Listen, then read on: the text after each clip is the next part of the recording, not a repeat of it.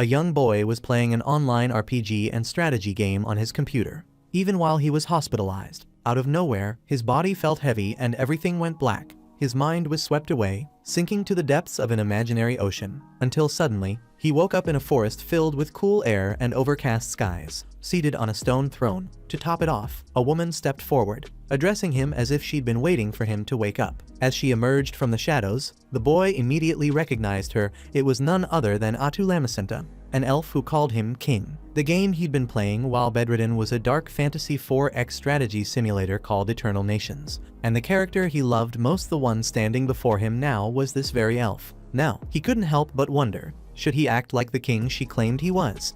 It was clear she saw him as the leader of Minagra. Sensing his confusion, the girl smiled and said, "It's alright, Takuto." After all, he'd beaten nightmare difficulty using what was considered the hardest civilization in the game, the ruined civilization, Minagra. Because of that, Era Takuto became the legendary player at the very top of the global leaderboard. Atu, for her part, remembered every moment they played together, how they had conquered the world side by side time and again, so there was no need for him to worry. She knew exactly who he was. Thinking back, Takuto realized Atu matched his own playstyle. Maybe because he'd always wanted to be as strong as she was. Tears welled up in his eyes as he admitted how happy he was to finally speak to his favorite character. She said she felt the same. Takuto asked if this was heaven, and if Atu was the one who'd brought him here, but she explained that she, too, had simply appeared in this place out of the blue, and it didn't seem much like paradise. If anything, she thought, it felt more like the world of Eternal Nations.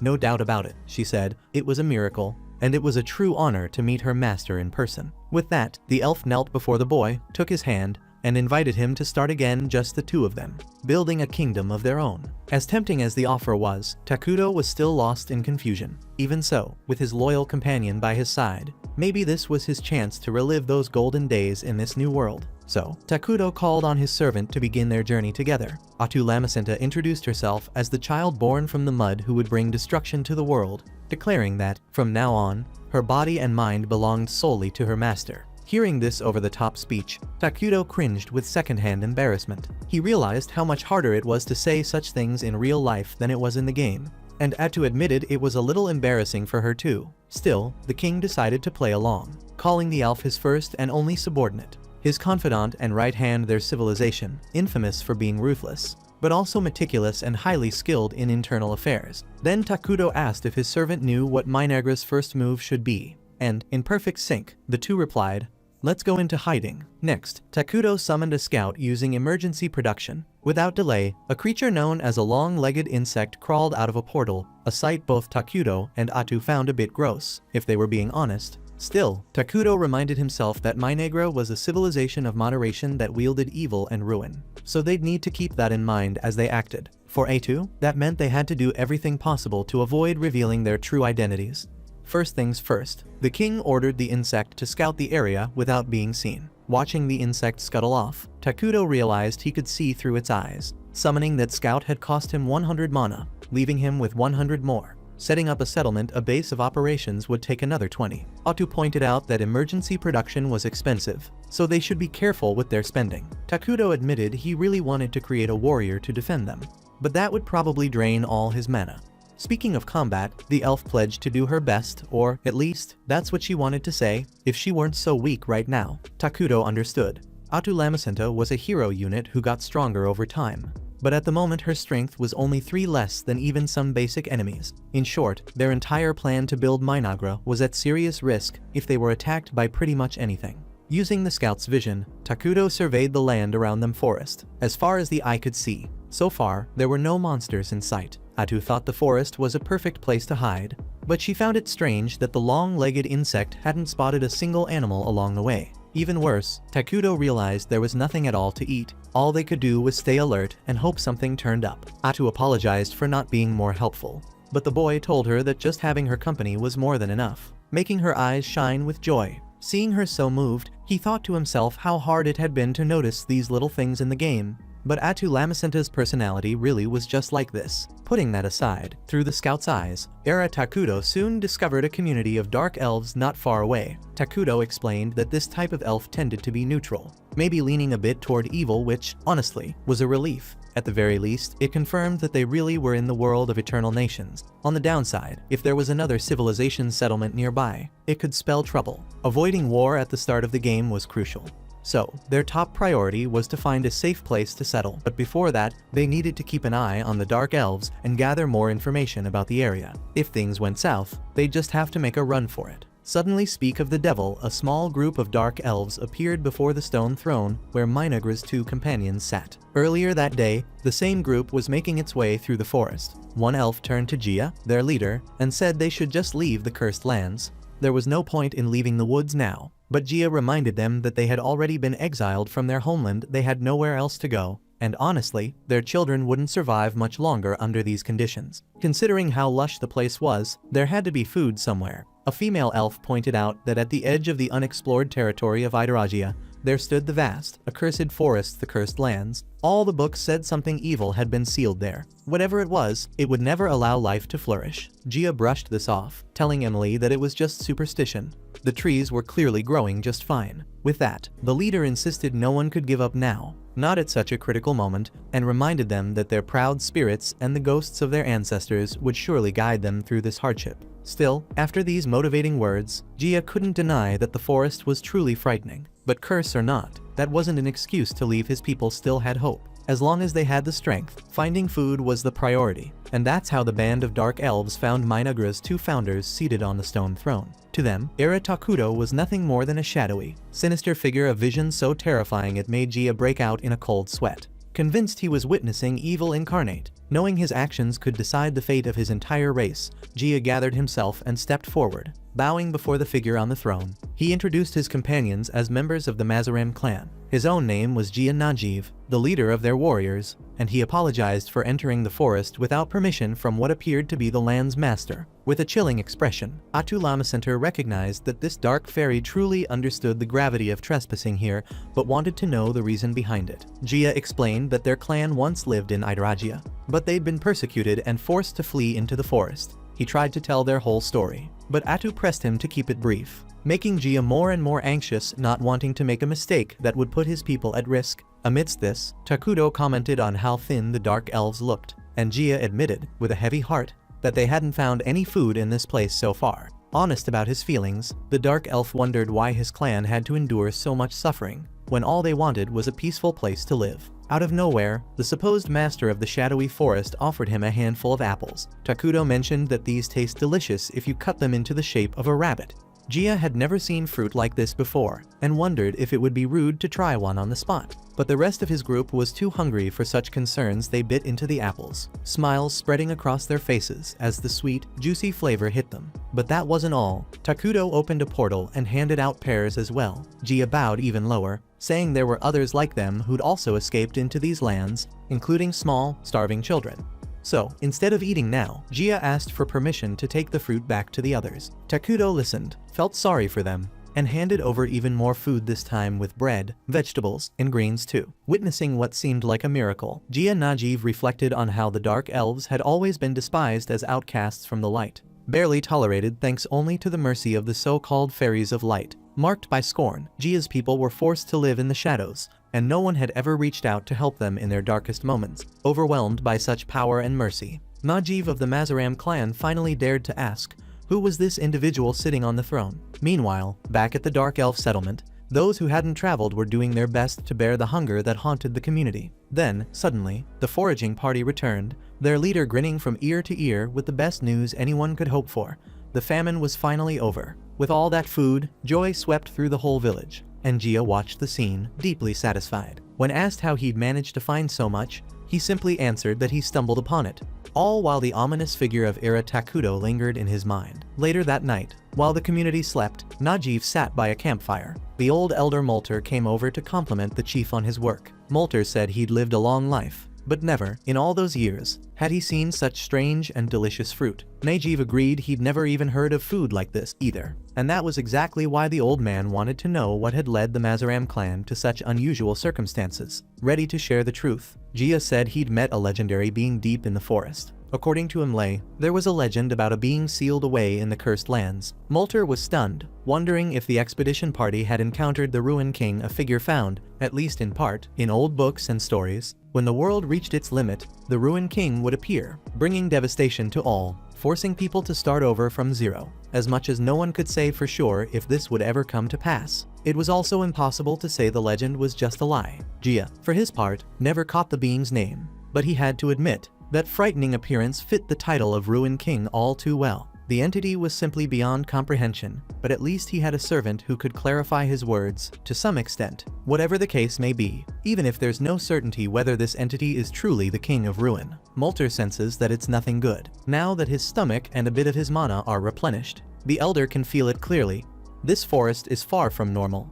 He wonders if Jia might have given something to the entity in exchange for the food, but the chief insists that isn't the case. Molter doesn't buy it. He argues that the King of Ruin would never do a good deed without expecting something in return. But Jia swears there was no price at all, no strings attached. According to him, it genuinely seemed to be an act of mercy from that spirit. His Grace, as Jia calls him, saw the dire situation the Dark Elves were in and showed them compassion. Hearing this, Elder Molter is infuriated that Jia would refer to the King of Ruin as His Grace and starts to suspect that the leader of Mazaram must have fallen under the entity's spell. That's when an argument breaks out between these two pillars of the community. Jia insists that they owe the utmost respect to someone who fed their people when they were on the brink of starvation. In fact, he turns the question back on the Elder, asking what he would have done in the presence of the King of Ruin. But even Molter can't come up with an answer to that, so he apologizes for his outburst to the bravest warrior of their tribe. From here on out, he declares, as the head of the Mazaram Dark Elves, he'll personally handle matters with the King of Ruin. After all, Molter has lived for 2 centuries, he's sure he can figure something out. In the end, all these two leaders want is for their people to find peace again. Meanwhile, back with Minagra's so-called founders, Atu scolds her master for blowing through a bunch of mana to feed the Dark Elves, reminding him that they need to start building their own nation, and that means conserving magic. Takudo, a little sheepish despite his charitable act, admits that he needs his companion now more than ever. Hearing this, Atu drops her tough act and slips into a weirdly love-struck, submissive mode, as if a single kind word from her master is enough to make her melt completely. Takudo, meanwhile, laments that he just couldn't manage to communicate properly with the Dark Elves. No matter how hard he tried, the words just wouldn't come out. Atu confesses she thought he was just trying to act like a mysterious mastermind who hates long speeches and lets his subordinates handle the details. But the truth is, the kid genuinely isn't much of a communicator. Honestly, he never was in his previous life, and it's not like he was suddenly going to become a master of rhetoric and charisma overnight. The next day, Elder Molter asks the young leader if he's ready to return to the place where the King of Ruin awaits. Once the young elf agrees, the experienced elder grows concerned about what that entity might want in exchange for helping their people. Even though Najib insists she never mentioned any kind of payment, the old elf knows all too well. Evil beings always expect some sort of reward. Regardless, he understands the Dark Elves need the king's help to survive. Jia agrees, pointing out that even if they left the forest in search of food, they might still return empty-handed. Speaking of leaving the forest, Molter reminds them that one of their hopes is for the clan to reach the Dark Continent and find a kingdom where they won't be hunted. Maybe that's their last chance. With that said, both leaders agree on one thing. The fate of their people rests in their hands. Meanwhile, the insect-serving Takudo was listening to every word of their conversation. The scout quickly returns to his master to report that the Dark Elves would be arriving soon. Atu already suspected the elves wouldn't be able to carry all the food they'd received in a single trip. Takudo, on his part, points out that having people with different cultures and technologies nearby could easily lead to conflict. In fact, he'd prefer if they just took the rest of the food and left as soon as possible. The truth is, he worries he won't be able to negotiate with the elves because of his communication problem, which could cause misunderstandings down the line. Seeing this, Atu offers to handle negotiations on her master's behalf, which would also serve to elevate the king's grandeur. As night falls, Jia Najib arrives before the King of Ruin, accompanied by the tribe's elder, who introduces himself as Molter Cordal Mazaram, leader of the Dark Elves. Before anything else, Molter expresses his gratitude for the king's generosity in providing food to his people, then asks for the honor of learning his great name. Cautiously, Atu looks at the king, who gives a nod of approval. Taking the cue, she introduces him as Era Takudo, Lord of the Apocalypse, Sovereign of Ruin, and demands he be addressed as formally as possible, leaving Najib visibly impressed. Atu also introduces herself, and Molter vows to engrave both their names into the very soul of his people. Quietly observing, Takudo thinks everything is going smoothly so far, and Atu tells the elves they can take their food and leave. Molter then asks how he might repay the King of Ruin for his aid, but the elf woman immediately waves it off, insisting they could never possibly offer anything worthy of the king's greatness. Besides, since the Mazaram clan has nothing valuable enough to match such generosity, Atu interprets this as a suspicious attitude, which makes the exchange tense. She questions whether the elves are planning something behind this empty talk. Sensing the tension in the air, Takuto whispers a few things into his servant's ear. She snaps, grumbling that these elves are terrible negotiators and that if they don't leave the king alone, they'll only cause trouble and so should be annihilated. Raising her voice, Atu declares their heads would look perfect mounted on pillars. Takuto, meanwhile, urges everyone to calm down, guessing the Mazaram just want to build a relationship that benefits everyone. So maybe it's best to accept some form of compensation just to set their minds at ease. With that, Atu turns to the Dark Elves and announces the king is willing to accept a token of gratitude for his charity. As relief washes over the Mazaram's faces, Takuto realizes the elder must have suspected a catch, considering the King of Ruin's evil alignment. Picking up on these unspoken cues, Atu calls the old man a fool for thinking Takuto is some wicked ghost or malevolent spirit. Setting that aside, since she has no idea what to actually ask for in return, she thinks for a moment and decides it would be good to hear everything the Dark Elves know about the world beyond the forest. Molter offers to share all his knowledge, and Atu demands that the Mazaram clan leave the forest once their pact is fulfilled. Gia Najeev is clearly shaken by this demand, and Takuto immediately sees he's much easier to read than the elder. Molter admits nothing would make his clan happier than being allowed to stay in the forest, but Atu won't allow it. Moreover, if the Mazaram want to keep the lives that were spared, they mustn't speak of what happened here. Faced with the weight of this ultimatum, Gia seems ready to protest, but Molter calms him and resumes the negotiations, expressing gratitude for the audience with the king and agreeing to everything Atu laid out. As the Dark Elves depart, Takuto wonders if this is truly the right thing to do. If the Mazaram are exiled, it's likely they'll collapse somewhere along the way, and surely they won't just stand by and watch their own downfall, knowing exile might well mean death. With this on his mind, the King of Ruin extends his hand and invites the elves to become his subjects. Outraged, Atu asks what on earth the king is thinking. He explains he was considering using the refugee system. After all, Dark Elves aren't inherently good or evil, but if they're accepted as refugees into the civilization Takuto plans to build, and if things work like they did in the game, the elves would eventually become evil like them. Atu agrees that it's possible for beings of different evil alignments to coexist, but points out that Dark Elves are nothing like Minagra's main citizens, the homunculi, which could create friction. Takuto admits it's risky, but asks Atu to remember what the homunculi look like, and whether she could handle living with only those creatures as citizens, admitting it's impossible to put up with their ugliness and stupidity for all eternity. Atu turns to the Mazaram and announces her master's intention to soon found a nation. If the elves are willing to become citizens, they'll be protected by the king and promised eternal happiness. Last but not least, Lamisenta lays it all out. The Dark Elves will become evil beings. With that, they're free to choose their own fate, but adding a personal note. Atu assures them their side is a lot more fun than it looks. In the next scene, while walking toward the Dark Elves tribe, Atu kept reminding Takuto to watch his step, since he was barefoot. She pointed out that, although it took some time, the Mazaram had finally agreed to become citizens of Minagra. Even though they hesitated over the idea of becoming evil deep down, they knew from the start this was their best option. Eventually, the pair arrived at the tribe and were greeted by the people, all kneeling in respect. Some looked genuinely excited at the sight of that mysterious entity, while one elf even fainted after feeling the dark miasma swirling around him up close. Soon after, Takuto was led to a throne, and Atu formally welcomed all the Dark Elves as citizens of Minagra, which was now officially founded. From that moment on, the safety of every member of the Mazaram clan would be protected by the great King of Ruin. Still confused, Gia wondered if that was all that would happen. He'd been told that he and his companions would become evil, but he didn't feel any different. Suddenly, a deep-seated hatred welled up inside him in anger toward those who had hunted, mocked, and exiled his people from their own land. Emily felt the same way. She declared that she hated every living being in existence. The same feeling could be seen on the faces of every elf in the tribe. Amid all this, Takuto approached Gia to ask if he was all right, and the Mazaram leader realized that this, too, was a form of happiness, the joy of being cared for. Then, with tears in their eyes, all the elves greeted King Takuto, their enthusiasm so overwhelming that even the king himself had no idea why everyone was so worked up. Meanwhile, Atu Lamisenta simply smiled with pride and satisfaction. A few days after founding the nation, Takuto looked over the map of the continent that Molter had given him and muttered that he was cornered. Atu asked what was going on,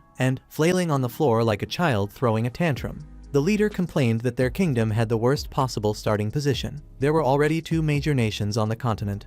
To the east, the Holy Kingdom of Qualia, a human civilization devoted to the holy god Arlos, and to the west, El-Na, a kingdom of elves who worshipped nature. If either of those nations discovered their evil nation to the south, there would be nothing left, not a single stone standing, especially since Minagra was only just beginning and still incredibly weak. To make matters worse, these cursed lands didn't even have a single natural resource they could harvest. But despite all that, it wasn't only bad news. Minagra did have the homunculi as its base population. They weren't the brightest, but they were happy.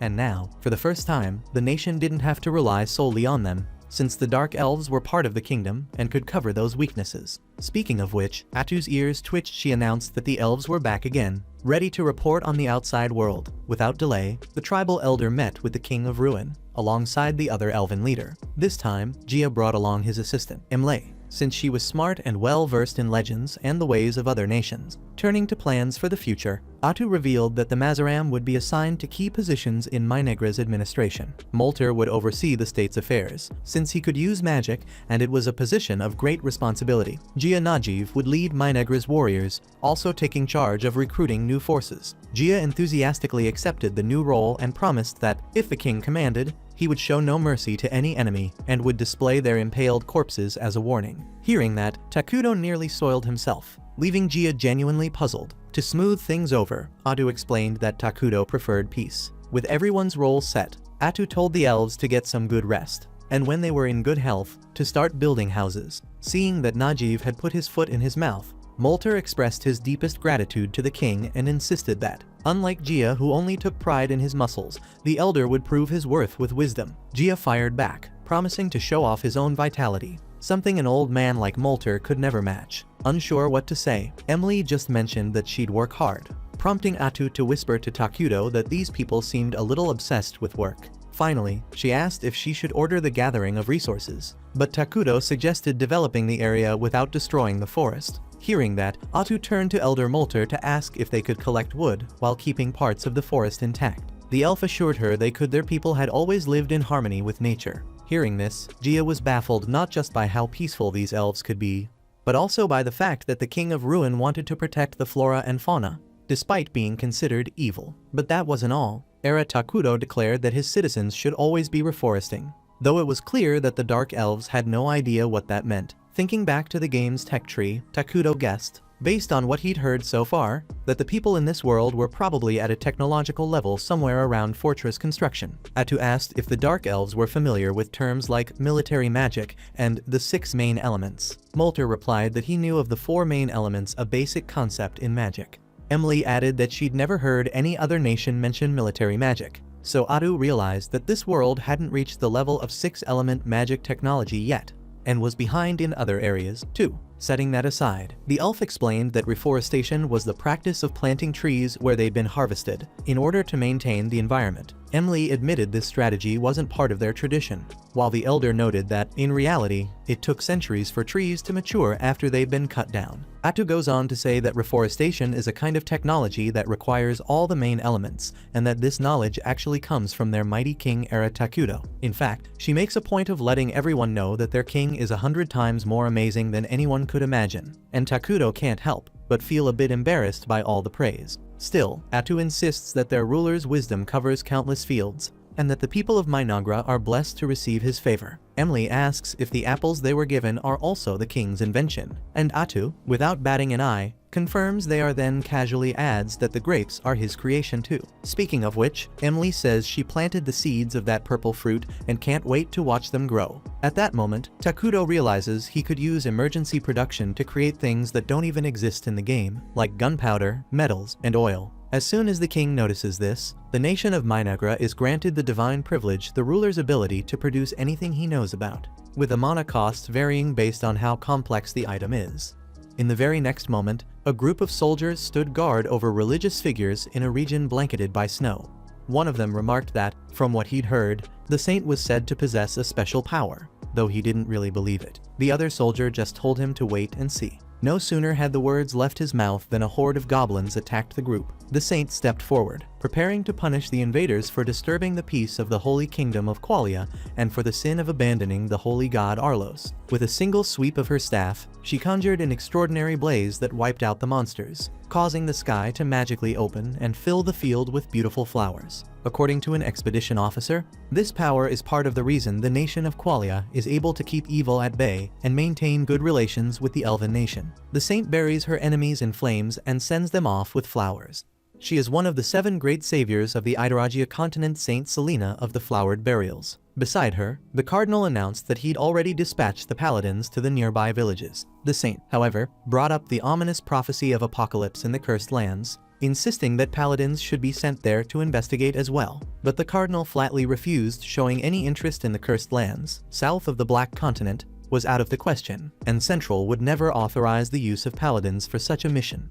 Even so, the saint resolved to look into it herself, prompting the man to remind her she was no longer just a simple village girl. Seeing she wouldn't be swayed, he ultimately agreed to send the paladins under his personal command. With that settled, the cardinal walked away, muttering insults about the country bumpkin saint, while she remained focused only on saving the people of that region. Meanwhile, over in the Cursed Lands, Adu the Meyer roused the people to get to work and start building the nation. Part of this was constructing the throne where King Takuto would sit, and soon they revealed the council chamber that would house the sovereign's most suitable seat. The elf was so excited she believed Minagra would soon become powerful enough to rule the land and pierce the very skies. In the midst of this, the elven administrators presented themselves to the king, as planned, to kick off the council meeting. Emily handed the nation's leader a set of garments, so he could finally say he was dressed as a true king. With that done, Atu announced it was time to discuss domestic policies, though Takuto seemed far more interested in admiring his new outfit than deciding the nation's future. Embarrassed, his assistant decided to first discuss things among themselves and only consult the king on certain key points. As the meeting got underway, Multer asked which buildings should be erected first. Gia explained they'd already started preparing the land, leveling the ground and trimming branches. Atu responded that their first project would be a food production facility. After all, no one can wage war on an empty stomach. Multer wondered if the king couldn't just use his powers to create an endless supply of food. Lamacenta took offense at the mere suggestion that their nation's leader should be stuck doing that all the time. Plus, she pointed out, they'd still have to figure out how to distribute the food as the nation grew. After Multer apologized, the king's assistant put a strange plant on the table that made the other elves recoil. She explained it was a meat tree, one of their civilization's food production facilities. It produces mysterious meat that tastes just like human flesh. Multer admitted that not everyone could handle eating human meat every day, but Adu said they'd only plant those trees to start with, and Takuto recognized that everyone has different tastes. Atu added that they'd need a hut to manage the meat tree and a storage facility for the food. Emily took charge of that. Then the tree itself spoke, in a creepy voice, "Be nice to me," sending Emily into a panic. The next topic on the council's agenda was research. In Lamacenta's view, as a small nation, they urgently needed to acquire advanced magical technologies, a sentiment the king shared with excitement. Multer confessed he was also happy to study magic, since it was already a passion of his. He asked what kind of magic they'd be researching, and Atu didn't hesitate: military magic. She explained that normal magic could only strike dozens at once, while military magic could decimate armies of thousands, reshape the land, and offer all sorts of strategic advantages. Multer and Gia were amazed that such spells even existed, and Atu confirmed they'd need to select some talented mages to lead the research. Takuto assured them it wasn't a particularly difficult technology, so it should be developed quickly. With that, Elder Multer enthusiastically took charge of researching military magic. Last on the agenda was military planning. Gia pointed out that they first needed to organize an army. Takuto replied that they wouldn't focus on that just yet, and Lamacenta explained that armies don't produce anything, they only consume resources. Gia understood, but reminded everyone that their current group of warriors wasn't enough to protect the king. Making matters worse, Multer revealed that both he and Gia had bounties on their heads as leaders of the Dark Elves. Faced with this situation, King Era Takuto declared that they would create a hero. Atu loved the idea the hero might be expensive to produce, but had virtually no upkeep costs. Gia asked what exactly this hero would be, and the elf explained that in Minagra, there are several heroes who serve the king. All of them are powerful and possess unique abilities. Though they're all monsters in their own right, there are various conditions that must be met to summon them, but soon they should be able to call at least one. What's more, as the king reminded everyone, armies are expensive and draw too much attention. That's why creating a hero could be a smart move. Minagra needed to stay as under the radar as possible while it was still small. And so, they set out to create a hero and give Gia Najeev some much-needed peace of mind. After making that decision, Takuto remarks that, honestly, discussing internal policies is actually kind of fun. Putting that aside, he reflects that they're also collecting mana from their citizens, which means the nation's mana reserves are in good shape. The amount they collect is directly tied to the happiness of the people, so the happier the citizens, the more the nation thrives. Ultimately, it's the ruler's duty to lead their people to the peak of happiness. Meanwhile, over in the Holy Kingdom of Qualia, a warrior named Lonius has his prayer interrupted by what's apparently an emergency, and he's not happy about Vertil's lack of respect for this sacred place. As Lonius tucks his pendant ring into his robe, Vertil jokes that the man's wedding band must have turned into a lucky charm. He asks the names of Lonius's wife and daughter, but Lonius shrugs him off, saying that's got nothing to do with their mission. Vertil insists, explaining that a high-ranking paladin is demanding an answer. Reluctantly, Lonius replies that his wife is named Marcia, and his daughter is Mina. Satisfied, the superior notes that they'll be traveling for a few days, and jokes that he was planning to tease Lonius if he started calling out his wife's or daughter's name in his sleep. Unbothered by the mockery, Lonius points out that, according to rumor, the person involved in their mission is pretty rude, but undeniably skilled and accomplished. Either way, Vertil is annoyed to be sent to the Dark Continent, but Lonius explains it's because they need to investigate a revelation Saint Selena received. If they succeed, they'll earn some favor with the Southern Province's Congress, even if, as a lower-ranked paladin, Lonius will be the first blamed if things go wrong. About the mission itself, Vertil laments that their unit is far too small to handle something as delicate as a revelation since it's just the two of them, and they've been told to fill out the rest of the party with mercenaries. Lonius agrees it's rare for them to investigate outside their borders, and there aren't even guidelines on the size of the forces they send. Vertil can't help but wonder what the bigwigs are thinking, while Lonius reflects that, even among the priesthood and the paladins, it's impossible to know what's happening behind the scenes. Clearly, there must be a reason they forced Vertil to join him just before departure. As they leave the building, the pair runs into a group of soldiers who salute Chief Lonius. Vertil assumes his partner must have hired these mercenaries, and suddenly he's much more motivated to get this job over with. Lonius considers that, despite Vertil's attitude, he's still a high-ranking paladin, which will definitely boost their team's chances of survival. Back in Minagra, things seem to be running smoothly. Takuto watches the whole process unfold, his eyes filled with joy and hope for the future. He's seen visions of his civilization getting started and hitting its stride in the game countless times before, but now he gets to witness it firsthand, as if it were real life.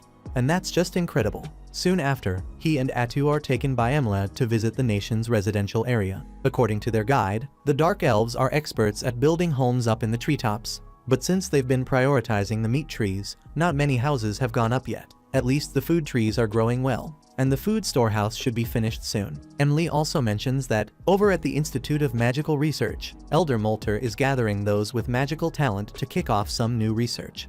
Plus, they've discovered a water source nearby and are looking into building an aqueduct.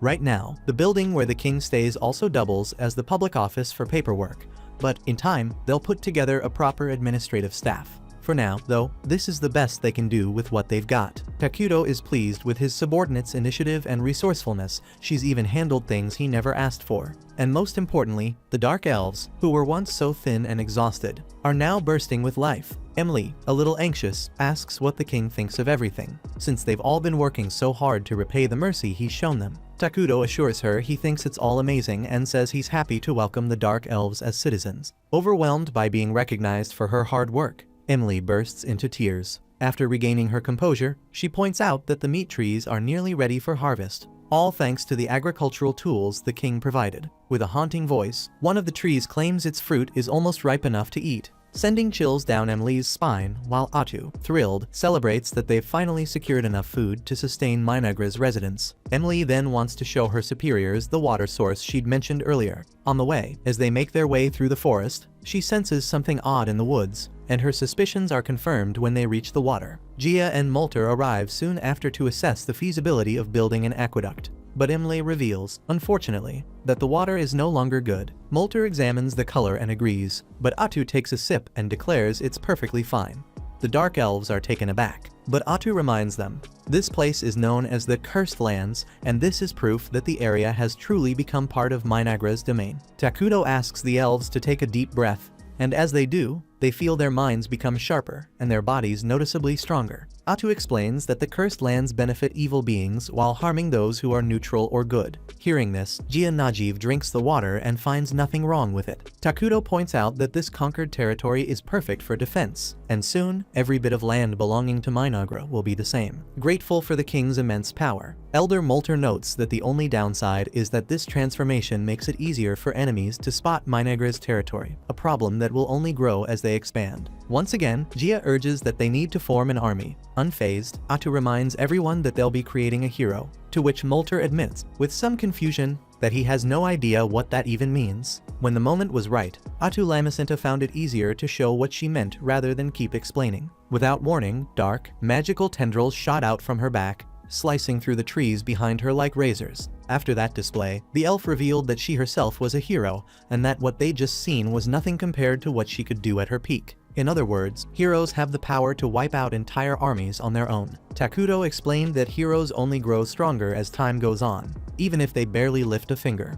So, as long as they manage to keep themselves isolated, Atu alone would be enough to defend the nation for now, and with every passing day, she'd become even more formidable. Still, after his subordinate's little demonstration, the king couldn't help but complain that she didn't have to level half the forest just to prove a point. Once again, the sheer might of King Ira Takuto and Atu Lamacinta left the Dark Elves awestruck, completely won over. They vowed to build a palace worthy of their king as soon as possible. Truthfully, Takuto didn't care much for the idea of living in a palace. He figured he could just live in a regular house like everyone else. The Dark Elves, however, were scandalized by the thought. The idea that the supreme ruler would settle for the same standard as his people filled them with guilt. As Takuto scratched his head, Atu pointed out that, sure, building a palace would be costly, but it could also generate resources, and from what she could tell, it would boost the citizens' happiness as well. With that, Takuto admitted that, once upon a time, he'd actually wanted a floating castle, so maybe having a palace wouldn't be so bad after all. The Dark Elves were fascinated by the idea of a palace soaring through the sky, something that not long ago would have sounded completely impossible. But after everything they'd witnessed, they were starting to believe that with their king, even a flying city might one day exist. Once more, the elves dropped to their knees and swore to serve their lord with all they had, praying for Minagra's eternal prosperity. Takuto, for his part, was visibly embarrassed by all the attention. But since everyone seemed motivated, he encouraged them to keep up the momentum and continue building up the nation, little by little.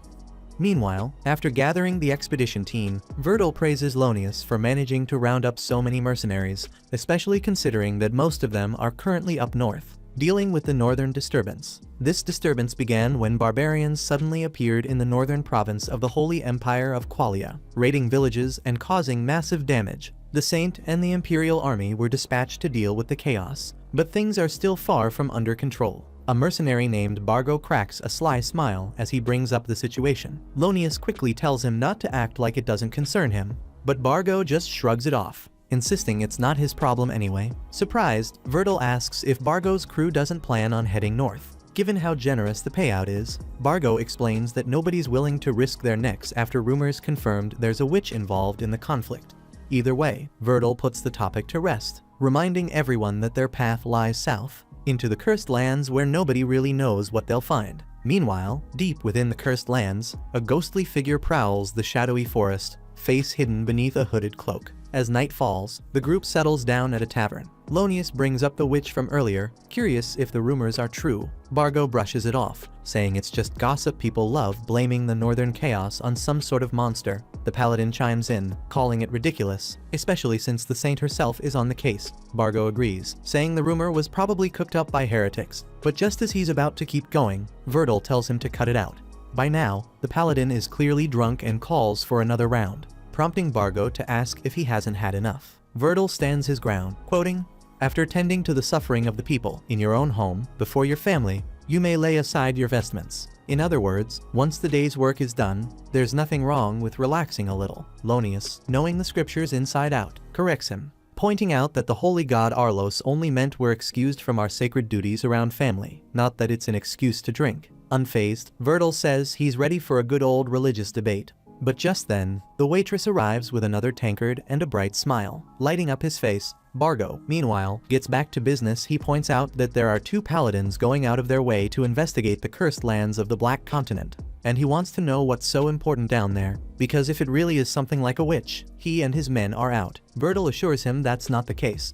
In fact, it's about dark elves who fled to those lands, and the Qualian authorities are worried they might stir up trouble. Bargo nods in understanding. That race of elf is infamous for assassinations and curses. Lonius adds that they could become a threat if they grow stronger in secret.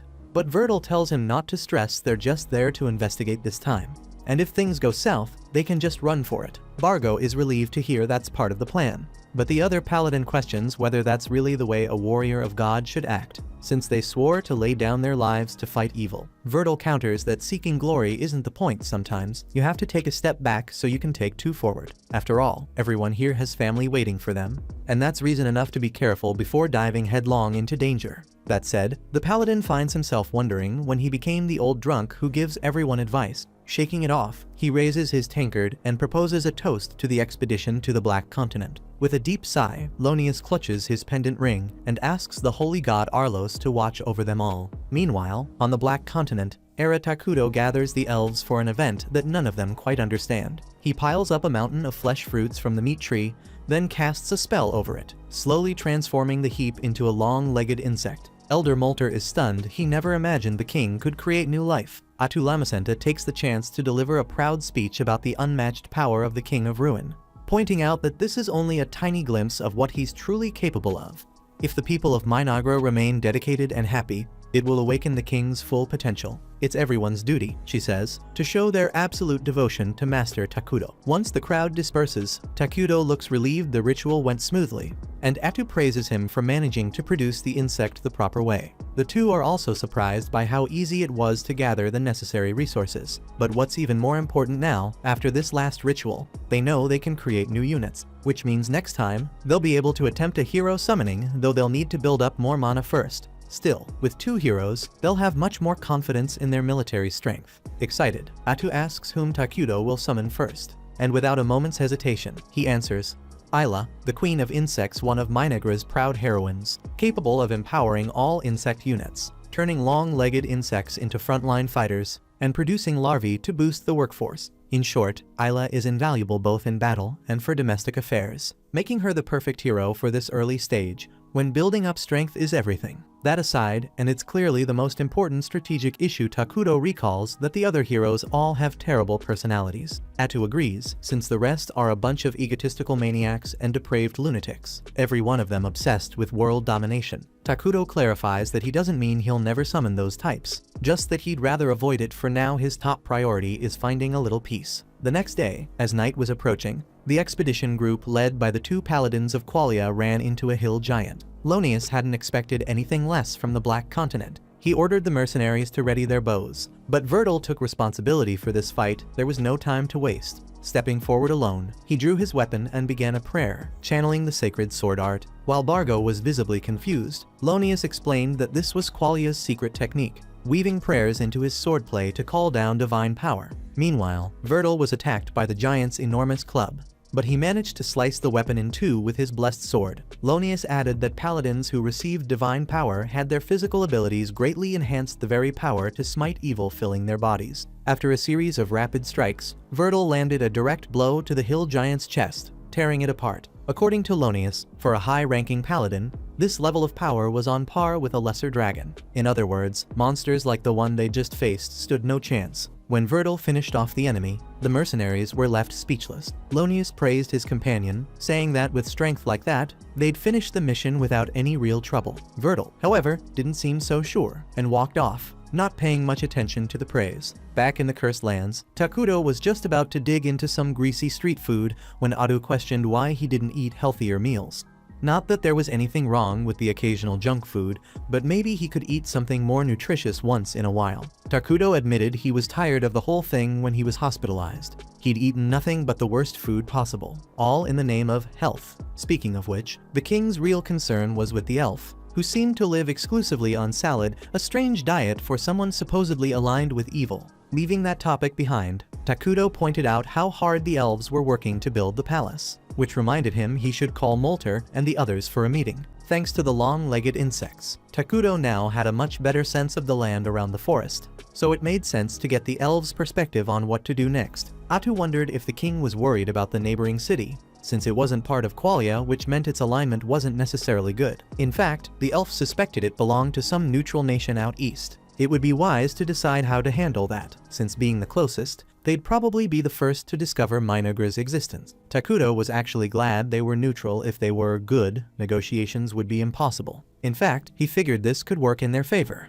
But his assistant knew all too well that being optimistic about a potential threat was basically just raising the flag for disaster. And speaking of disaster, just then, Atu sensed an armed group approaching the forest. Not wanting to attract attention, he ordered Atu to drive them off as peacefully as possible. But if that wasn't an option, she was free to do whatever was necessary. At the entrance to the Cursed Lands, the mercenary group prepared to enter under the leadership of Qualia's 2 paladins. But just as they neared the edge of the forest, a woman appeared, dressed in a black cloak that covered almost her entire body. Vertil demanded to know who she was. The young woman introduced herself as a dark elf who had fled to the woods to survive. She asked what brought the paladins of Qualia here. But Vertil refused to reveal their purpose, instead questioning her presence in the forest. She answered simply that she was living with others who had been through similar hardships. Vertil found it curious that an elf would seek refuge in such a wretched place. Regardless, he revealed only that they had business in the forest. The elf urged them to turn back. Lonius tried to insert himself into the conversation,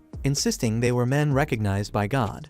But Vertil quickly shut him down. He was the one talking now. Lonius, stung by the public rebuke, resented being put in his place when he hadn't even done anything wrong. Vertil insisted he couldn't just turn around and leave because the elf had asked him to, but she pleaded for mercy, explaining that her people were terrified, having endured a long and painful journey to finally find a place to live in peace. Seeing how persistent she was, Vertil wondered if there was something hidden in the forest. She assured him there was nothing but peace and quiet. Still, she wanted to know why he was so obsessed with a simple, dark forest. Finally, Vertil laid it all out. They were there because of a divine revelation warning of a calamity in the area, and they couldn't leave without confirming what was really going on. Lonius, shocked, reminded him that this was supposed to be a state secret. But Vertil silenced him once more. Even if it was a secret, sometimes you had no choice but to speak up. Lonius knew sharing a divine revelation without permission was a serious breach of trust, so he vowed to report it to the authorities when they returned. Even after learning about the revelation, the Dark Elf refused to let the paladins enter the forest, even knowing they were men sent in God's name. With her crimson eyes glowing, she insisted there was nothing to fear in these lands, and that the paladins should return to where they came from. Lonius suspected she was using dark magic to manipulate the situation, and became even more convinced there was a calamity at hand. Vertil, on the other hand, seemed to be falling under her spell, almost ready to call off the mission because of this stranger's words. So, Vertil asked the elf to swear before God that there was nothing wrong with the forest. When she did, he decided they would leave. Lonius couldn't believe his companion was buying any of this. But the other paladin truly believed these elves just wanted to live in peace. Lonius insists he can feel the evil energy radiating from that man. There's just no way someone like that can be trusted. But his companion reminds him that trust is one of the pillars of their faith, and that Lonius shouldn't let fear shake his beliefs. Raising his voice, Vertil shouts that there's nothing wrong with this forest at all, and that this is simply what their investigation has turned up. With that, the man turns on his heel to leave.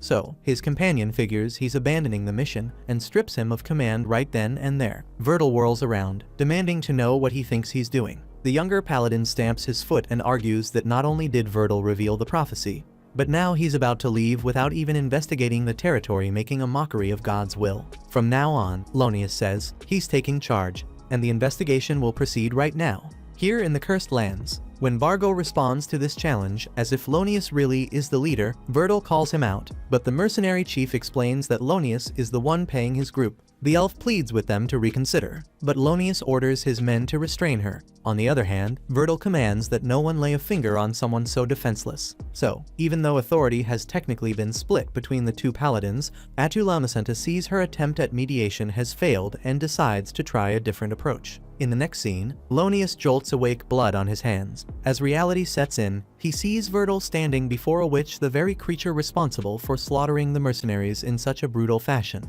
Atu laments that things had been going so well, but sadly, not everything in life turns out as planned.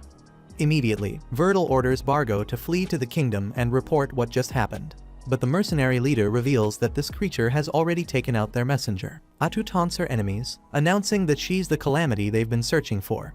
and that now she stands right before them. Lonius looks visibly shaken in front of such a menacing figure, but Verdal stands firm, making it clear to his subordinates that all that's left for them now is to fight. He demands everyone fall into battle formation. Atu keeps provoking, as if attacking her would be a ridiculously foolish and pointless choice. Ignoring the creature's words, Verdal orders the mercenaries to unleash a volley of arrows at their target. In response, Lamacenta uses her tentacles to swat away every projectile, shielding herself completely and taking no damage at all. Upping the mockery, she shouts about how much she's loving every second of this.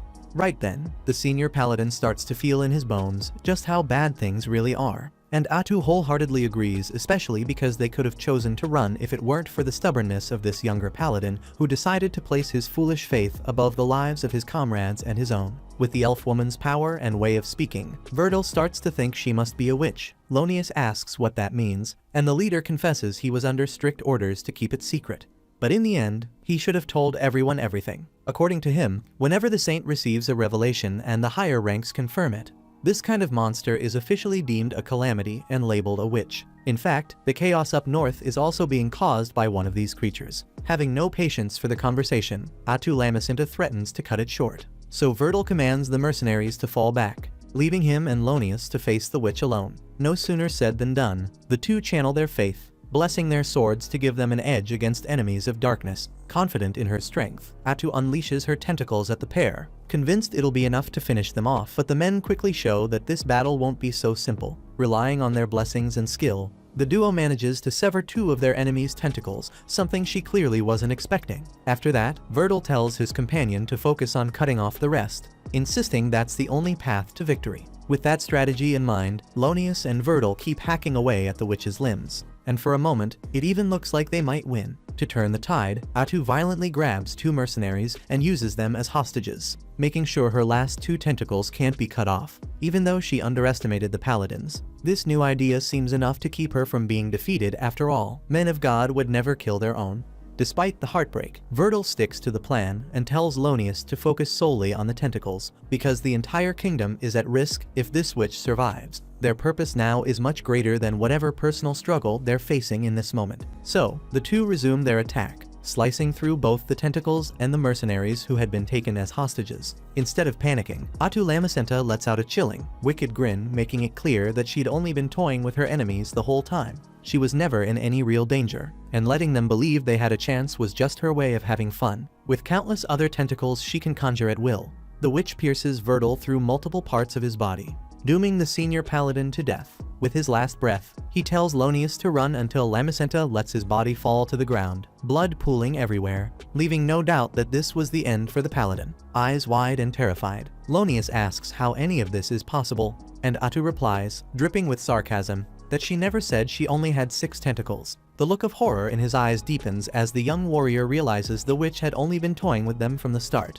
and all the mercenaries now mirror the paladin's terror in the face of this monstrous being. Lonius orders Bargo and his men to scatter in all directions, so the kingdom will at least know what's happening in the cursed lands. Atu Lamacenta grumbles that now she'll just have more work to do, watching the men flee in a panic like a swarm of scattered ants. Meanwhile, Lonius steps up as the last line of defense for his kingdom. When he attacks with his blessed sword, he realizes the Dark Elf is wielding the same weapon with the same holy power, which rattles him even further. Ever the cynic, she explains that she stole the paladin's techniques by killing him.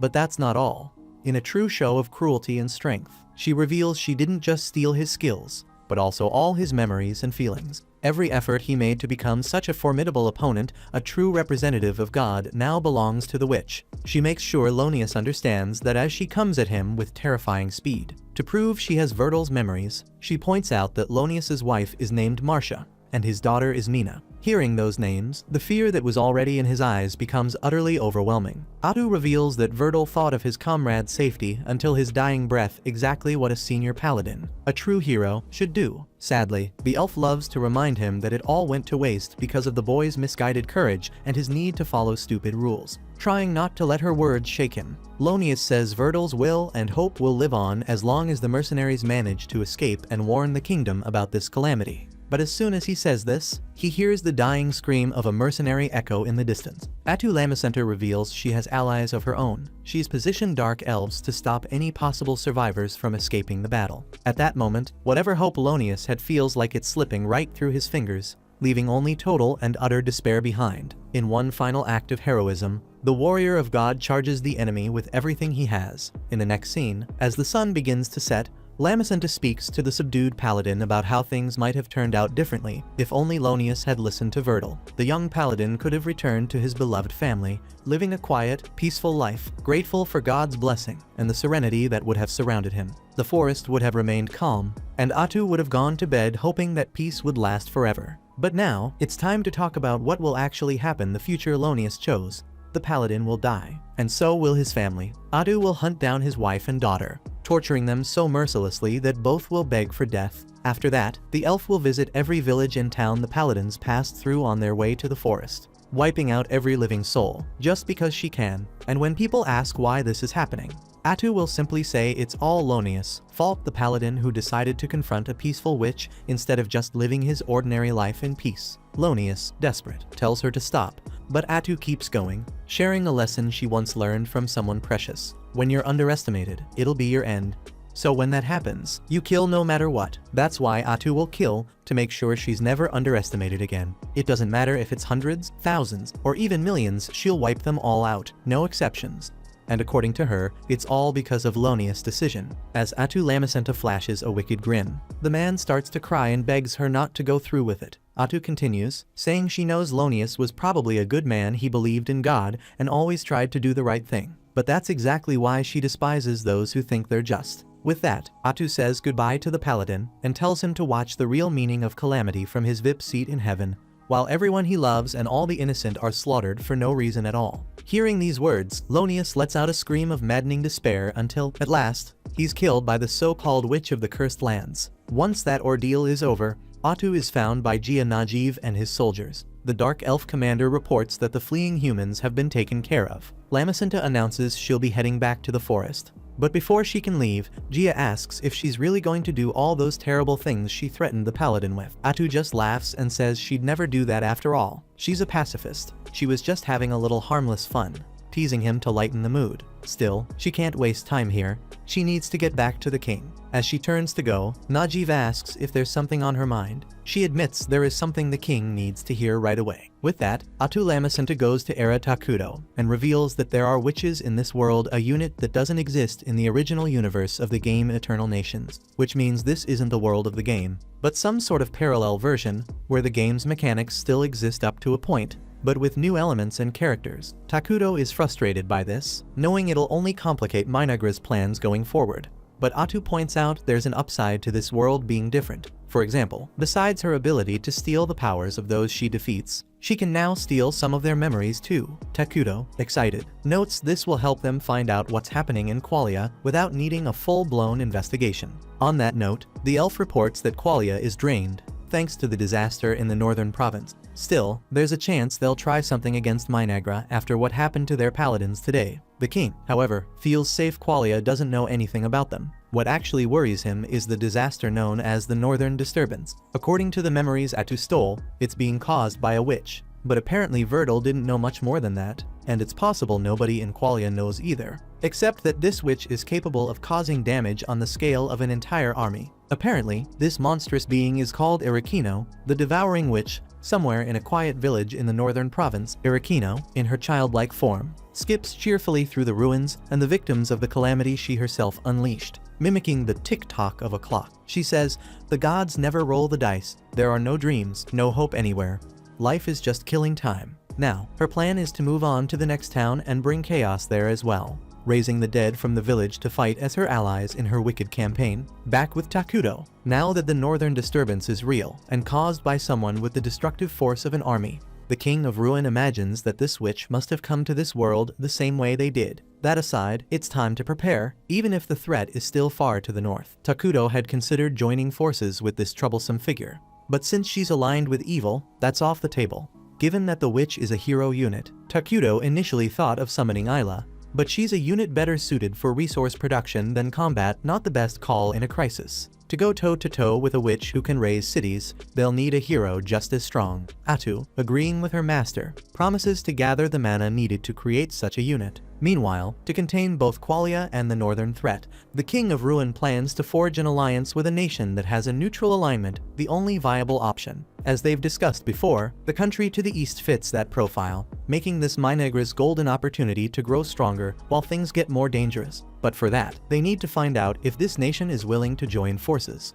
Elsewhere, far from all this, a humanoid shouts to the people gathered about what the staff-bearer just did. She managed to defeat several barbarians with ease. The staff-bearer then orders the elders to be taken down from their pedestal and tells her followers to deal with the bodies before any celebration begins. Next, more enemies appear. The staff-bearer quickly orders the fighters to form up and sends the messengers to call for reinforcements. Though she tries to maintain a confident front, the humanoid leader has no idea what's actually happening in her own lands. Back in Minegra, Atu worries she might have soured the king's mood by going a little too far against those paladins. But contrary to what she expected, Takuto is perfectly calm. He assures her he would never take offense at anything his assistant does. After all, he trusts the elf deeply and asks her not to worry about it. All he wants is for her to keep supporting him. Hearing those words, Atu gets emotional, promising she'll stand by the king no matter what comes, whatever the order may be. Then, we see the advent of the Apocalypse Chain event begin in the game.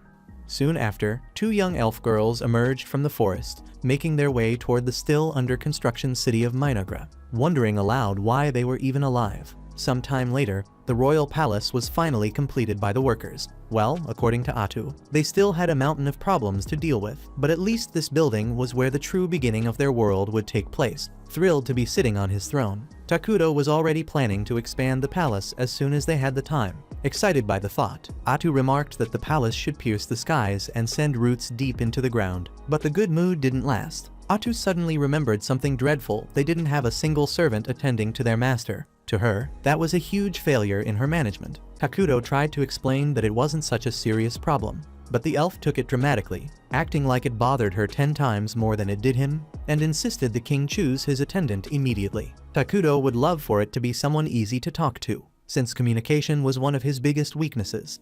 He wanted to be a more approachable king, but he could barely hold a proper conversation with the Dark Elves. That's when Lamacenta had a brilliant idea and asked for some time. Instead of feeling hopeful, the only thing Takuto could think was that nothing good ever came from this girl getting excited about something. Before long, Minegra's 3 most important Dark Elves appeared before their ruler. Without hesitation, Atu ordered Elder Molter to gather all the little girls to fulfill the king's wish.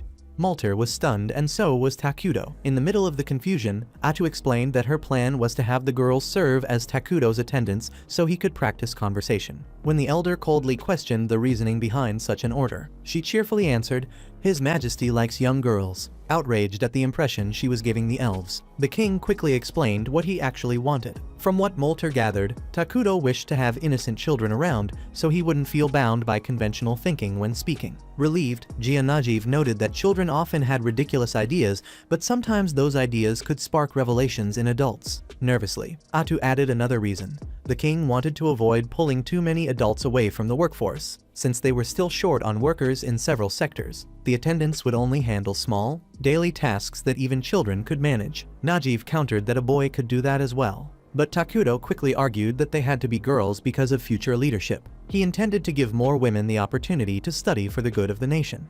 Hearing this, the Dark Elves were stunned by their leader's wisdom, leaving Takuto relieved that his desperate excuse had actually worked. Molter praised the sovereign's excellent policies, and Gia remarked on how forward-thinking this was for Minegra's future talent. Atu, tired of the chatter, simply ordered the servants to bring their daughters, and all the king could think was how he might finally improve his communication skills. The reality, however, turned out to be nothing like he'd imagined. The moment the little girls were handed over to him, they started wailing uncontrollably, giving him no peace at all. The poor man twisted in frustration as Atu explained that this was normal for children, though that didn't stop her from scolding Elder Molter for bringing such crybabies. Molter apologized, but sadly, those were all the girls in the kingdom. While Atu grumbled that they were all too frail, Gia asked if the elder had at least allowed the twins to come. Stammering, the old man admitted he hadn't. It would have been too disrespectful in his view. Lamacenta wanted to know why, so Molter explained that there was a pair of orphan twins who were certainly well behaved, but he believed they were unsuitable to serve the king. Not wanting to get into details, and fed up with the crying,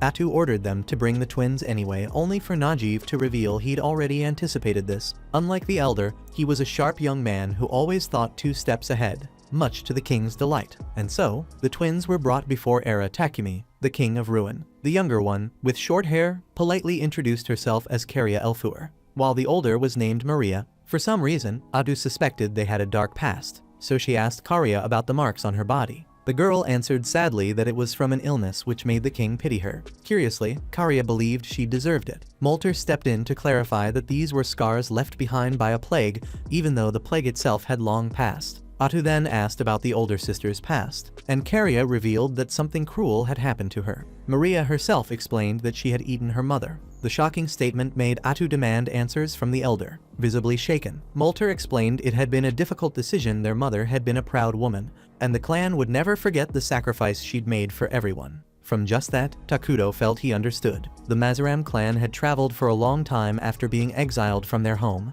and the extreme hardship they'd faced forced them to make equally extreme choices, especially in the face of starvation. In Atu Lamacenta's mind, that unyielding determination was admirable, but it came with a but. Suddenly, Maria stepped forward and remarked that the king was white. He asked what she meant, but not even the girl knew how to explain it. Regardless, the sovereign asked if she was willing to take care of him, and she answered yes, smiling. With that, the king of Ruin declared that from this day forward, Maria Elfuer was a candidate for leadership in Minagra. Atu was startled that the king was holding such a proper conversation with a little girl. While Takudo asked Caria if she wasn't afraid, she simply replied that her duty was to be by her older sister's side, and if her sister wished to serve the king, then she would do her best as well. Atu decreed that from now on, the twins would work to care for the king. That night, Molter returned to the palace to share something important with the sovereign. Speaking honestly, he revealed that the twins had not cried even once since losing their mother. With hearts closed off to such a degree,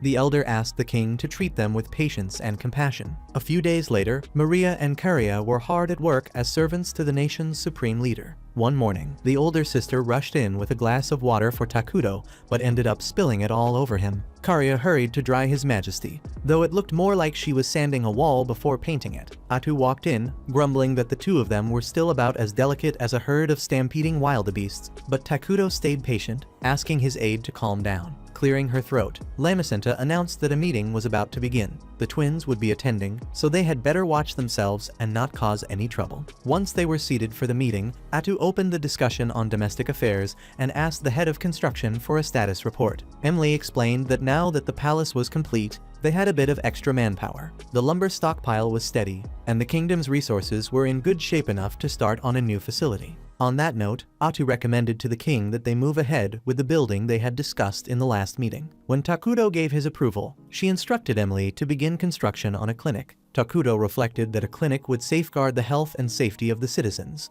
and the cost of building it would be relatively low. Since Minagra was short on workers, Emily had also been tasked with overseeing resource management. She reported that the internal gathering of food and materials was going well, and with the king's help, the kingdom could produce daily goods they'd never be able to make otherwise. The drawback was that this process consumed mana, and the balance between spending and generating it wasn't great. Atu knew that emergency production came at a price, but since it was still a necessary expense, the only option was to keep using it while prioritizing buildings and research that would increase mana output. Speaking of mana, the king's aide requested an update on research. Elder Molter, head of that department, stood to announce that the research on military magic had been successfully completed. For now, he was the only one capable of using it, but with training, his subordinates would soon master it as well. According to him, casting powerful spells with the mana of ruin supplied by the palace would be crucial for the future. Still, he doubted it would be used to its full potential because of the king's policies. Atu admitted that was a problem. Such magic could be very useful, though not so much for domestic affairs. Regardless, she ordered the planning to move forward, officially starting research on the 6 core elements of magical technology. Takudo considered that while the kingdom leaned heavily toward magic, that came with both advantages and disadvantages. Finally, Lamacenta called for the military report. Gia Najiv reported that the army had acquired 5 new longlegs, which were currently surveying the uncharted territories surrounding the cursed lands. Unlike the forest, the entire area beyond was open plains. The goal was to remain discreet, so bold investigations were off the table for now. Since the aim was to quickly explore the surrounding areas, Atu ordered all longlegs to patrol the borders, believing that she alone was enough to defend the kingdom. The elf also formally announced the production of a new hero for Minagra. Takuto's choice was Isla, the queen of insects. The name made the dark elves uneasy, but Lamacenta brushed aside their concerns and asked about the resources needed for the summoning. Molter promised to provide a full report, but confirmed they already had the necessary lumber and rations stockpiled at the ritual site.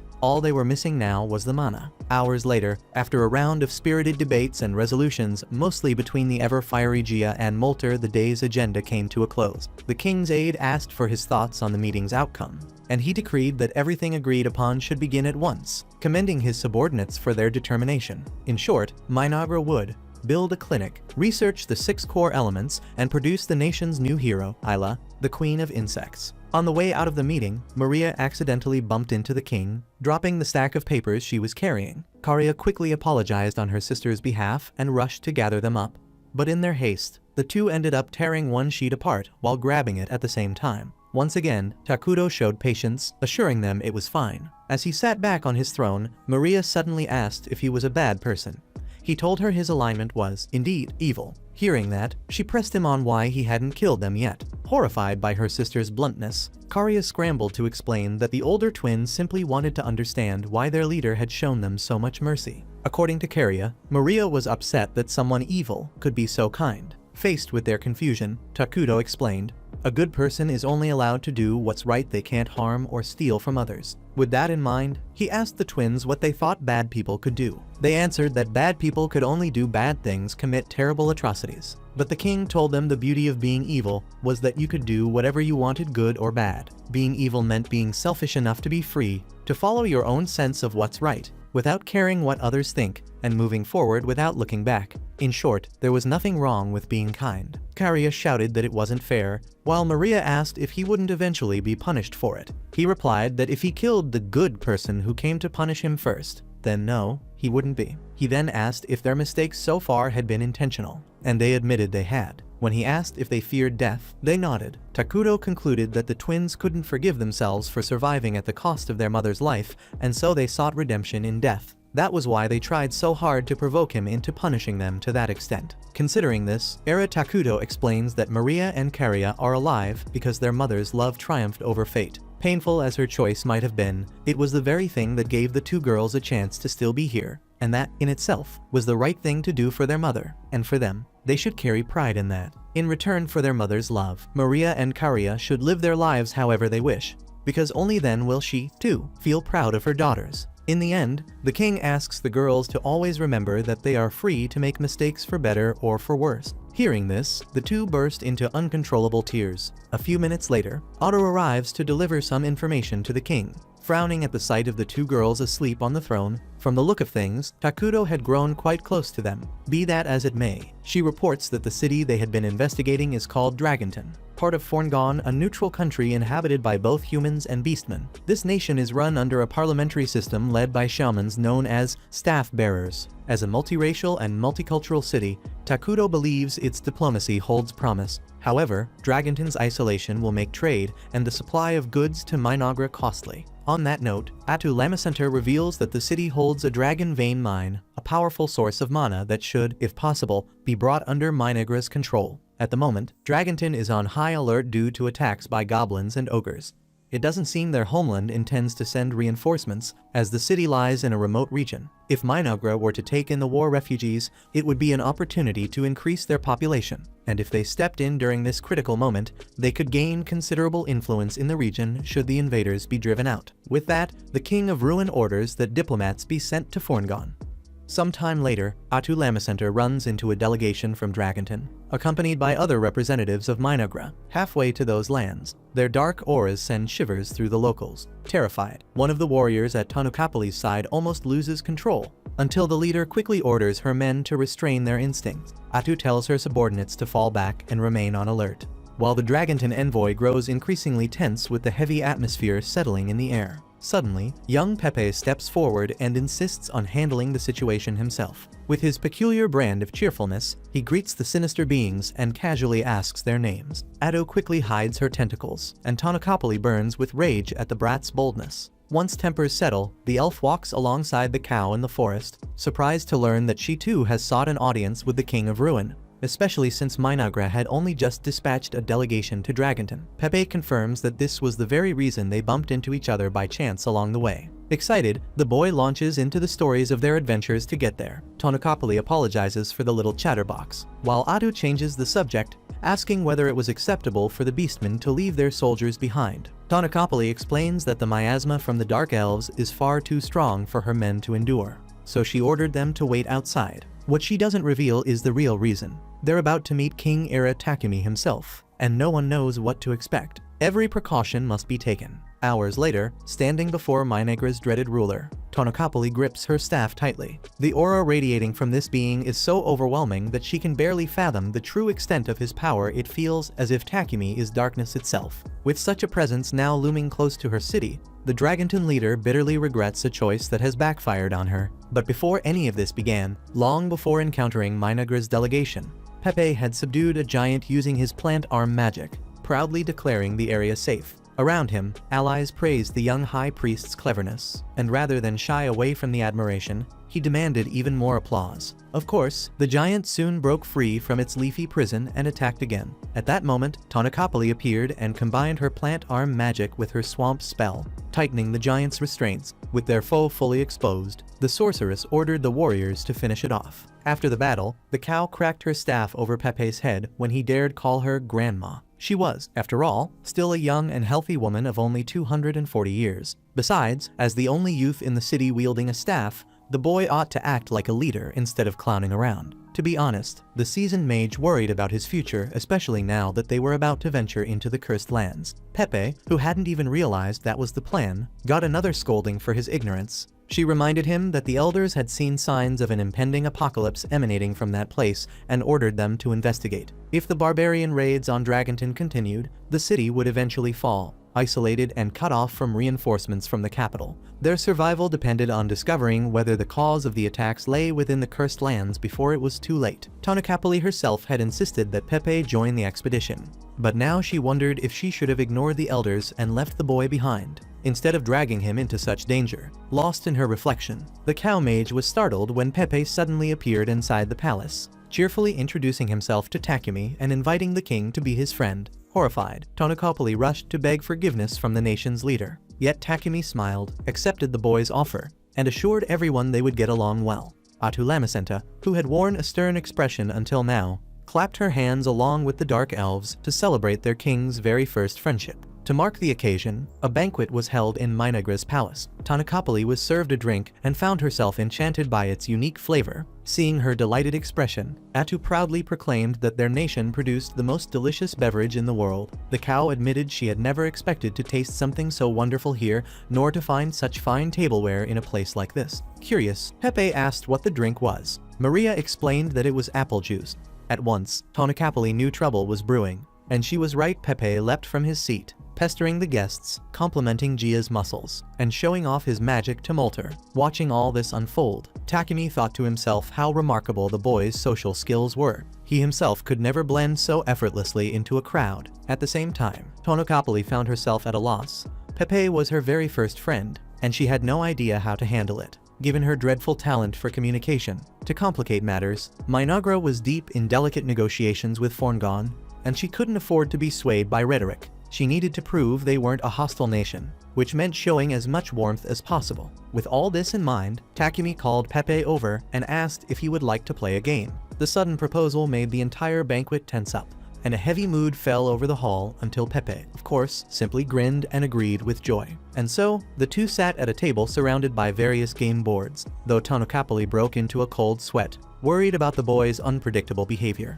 The truth was that King Takumi seemed delighted with the child's company. That alone could become a powerful tool in strengthening ties between the two nations. At one point, Pepe praised the apple juice and the entertaining games of Minagra, declaring he was happy to have come. In fact, he even suggested they sell the juice to Forngon. While Tonokapali nearly tore her hair out, Takumi recognized the opportunity.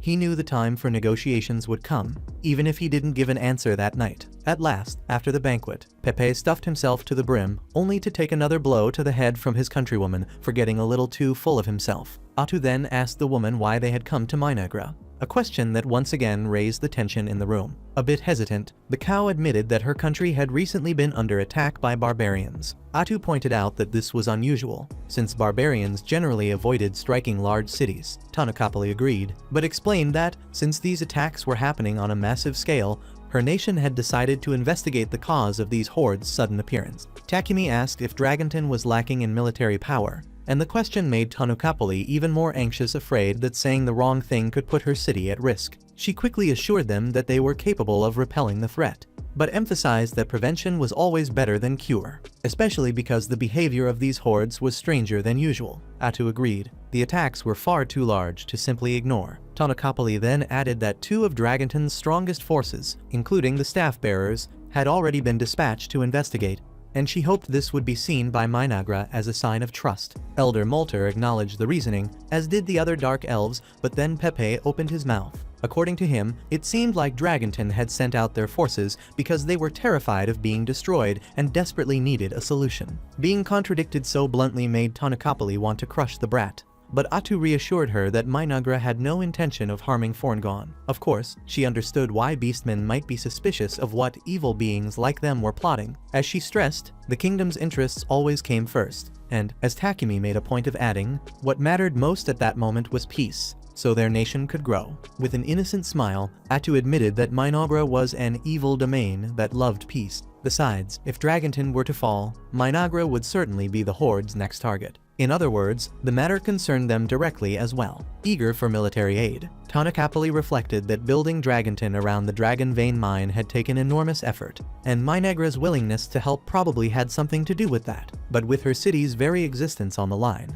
all she could do was go along with it. Atu asked the king's opinion, and Takumi replied that friends should help one another, since Pepe's slip-up had put Dragonton in a delicate spot during the negotiations. Tanakapali asked what they wanted in return. Atu immediately mentioned the Dragon Vein mine, which left the cow visibly shaken. Pressing forward, Lamacenta clarified that Minagra had no problem managing the mine jointly with Dragonton, since they didn't currently need such a large supply of mana. However, Minagra did want the right to choose which element the raw energy would be converted into. Tanukapali pointed out that converting pure mana into specific elements was a technology that would take at least another 10 years to develop. But since they had brought it up, maybe Minagra had already achieved the breakthrough. Faced with this twist, the staff-bearer of Dragonton declared that Pepe was an idiot, probably the biggest fool Forngon had ever seen. Even so, he was still the nation's future, destined to one day lead as a staff-bearer himself. And Pepe had one special gift. He could sense the nature of people. That was why the sorceress urged him to make the decision. He had that right as the future head of their homeland. Smiling, Pepe simply declared that what he wanted most was friendship between Minagra and Forngon. In the following scene, Minagra's leaders gathered to review the agreements from the negotiations. Emily recalled that they had agreed to export provisions and toys to Forngon. In return, they would import daily necessities and metal goods. For Molter, it was a relief to secure those items without depending on the king.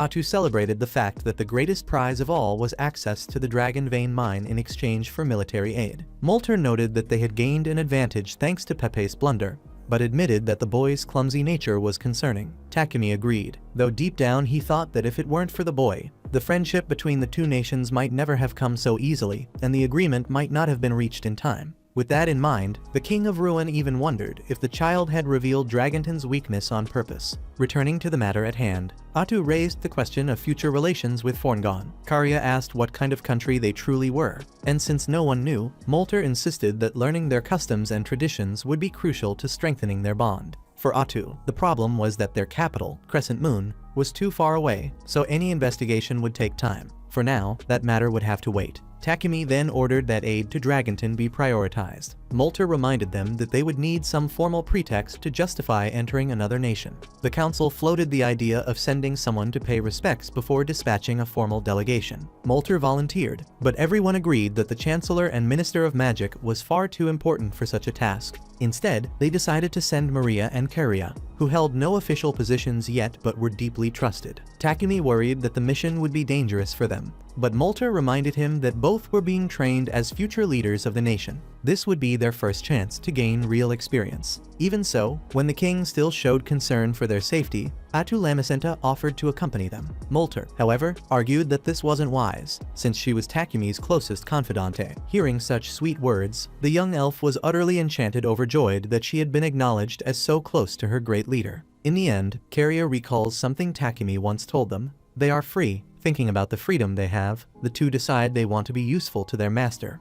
And so, they're willing to take whatever risks await them in Forngone. After much insistence from the girls, Takumi finally gives in and accepts their proposal. Ada, however, can't help but feel jealous, watching the man she loves yield to the sweet, persuasive pleas of other women. On top of that, Emily points out that it would be madness to send just the two young women alone into a nation at war, but the king already has someone in mind to escort them. After the meeting, Takumi settles back into his throne, trying to unwind after such heavy discussions, but Atu refuses to spare him from her wave of jealousy. She makes it perfectly clear that she won't stand by and watch any more intimate moments between His Majesty and his favorite little girls. The poor king, of course, scrambles to justify himself in every way he can. Speaking of those two, they soon appear on the scene, advising him to simply tell Atu what's really on his mind. And so, Takumi approaches his most loyal aide and thanks her for always thinking of him. Era had been brooding over recent events, which ended up worrying her friend.